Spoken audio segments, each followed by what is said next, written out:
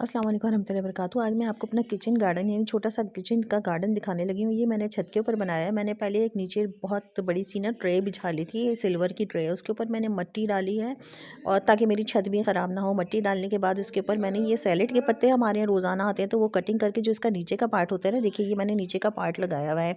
यकीन करें इतनी ज़बरदस्त सैलेड के पत्ते आपके घर में लग जाते हैं कि आपको बाज़ार से मंगाने की ज़रूरत नहीं होती। रोज़ाना का 1 या 2 सैलेड का पत्ता आप आराम से इसमें से ले सकते हैं। ये देखिए मैंने इसी तरीके से इसी कंडीशन में लगाया था और कितने ज़बरदस्त से सैलेड के पत्ते आ गए हमारे फ्रेश से।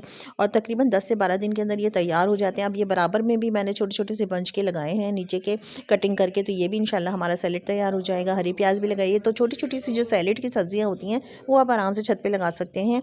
इंशाल्लाह ताला आपको मैं और वीडियोज़ इस तरीके की अपनी किचन गार्डन की बताती रहूँगी। और मेरे यूट्यूब चैनल को लाइक कीजिए, सब्सक्राइब कीजिए, दुआओं में याद रखिएगा। ज़बरदस्त हमारा सैलेड का पत्ता तैयार है। 1-2 दिन में हम इंशाल्लाह इसको एंजॉय करेंगे। अल्लाह हाफ़िज़।